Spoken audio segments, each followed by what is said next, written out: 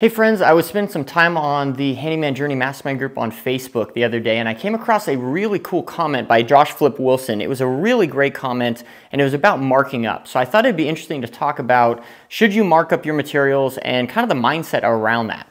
So he kind of listed out this scenario where a client's like, hey, at Lowe's, this material, whatever it is only $100. Why are you charging me whatever it is, 125, 150?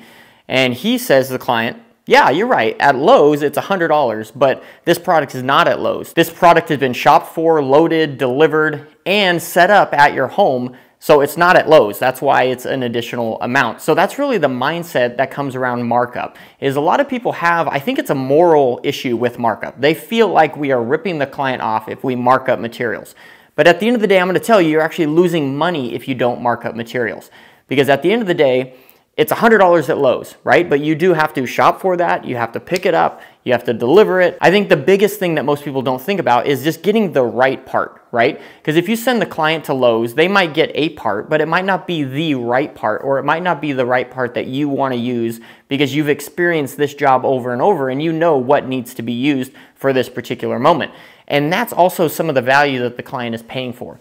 So when we buy materials, we mark it up about 60%. It varies from item to item, but typically it's around 60%. And the reason that we do that is to cover all of those additional costs that are surrounded when you're talking about buying a part from the store. I mean, we have a technician assistant that goes out even before the technician assistant. The estimator orders all of the material. The technician goes out, or the technician assistant goes out, gets the materials from Home Depot or Lowe's or Bearco or wherever, lumberyard, and picks it up, hauls it to the client's house, delivers it to the client's house, has to stage it at that house. So therefore, if it's going to rain over the weekend and he delivers it on Friday, he needs to cover it. Things like, there's a lot of things associated with that. And then if we get the wrong part, we're going to go and get the right part that we need from the store, or if we need a different part, we're going to go and get that. And then we're also going to return the part that we didn't use because, you know, it was the wrong part, or maybe we bought one additional, or we thought we needed two, but really we only needed one. There's a lot of different things that go into buying materials.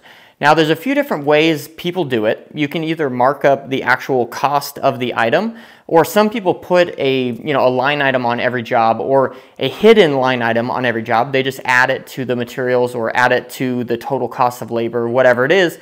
They just throw in $100, or there's also other people that charge for the labor time that it takes them to be at the store picking up that material.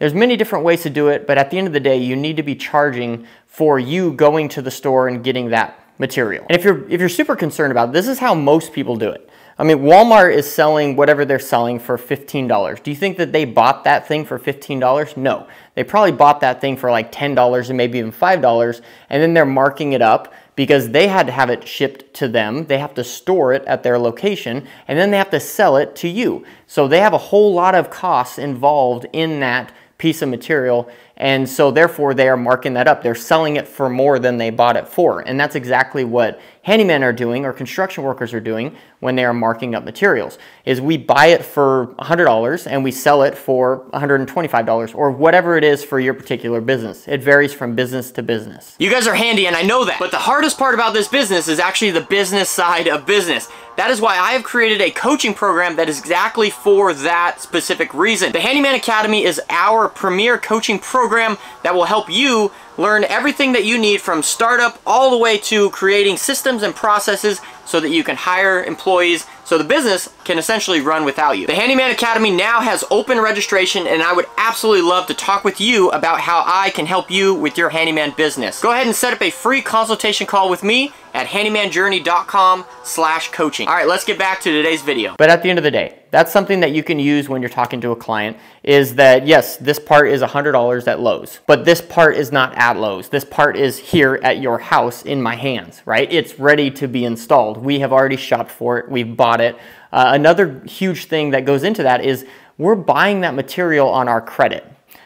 We personally use credit cards for our business, so each of our employees have a business credit card, and they're going out and they're buying that piece of material, whatever it is, $100, $500, whatever it is, and they're putting it on our company credit card. And so we are actually like crediting that client money. So we're buying their materials before we've actually done the job, and we're having to hold on to that cost until we actually do the job. and get paid for the job. So sometimes we might even buy the materials, we'll go do the job, and for whatever reason, we're not able to finish the job until tomorrow or even next week, whether it's, you know, our fault or the client's fault, something happened logistically, where we're not getting paid for, you know, a week or 2 weeks until we, you know, finish that actual job, and we are floating the cost of all of those materials on our credit card until we actually get paid for the job. Now, when you're talking about materials, again, there's a whole lot of different things that you can do. You can charge a deposit for all of your materials. People do it different ways. There's many different ways to skin a cat, but at the end of the day, you need to be charging for your material acquisition at the end of the day. Guys, this has been day 85. I would love to hear your thoughts and opinions because this is a widely debated topic about markup and marking up your materials, but I'd love to hear your thoughts and opinions on it. Thank you guys so much for tuning in. Check us out right here tomorrow for day 86. We'll see you guys then.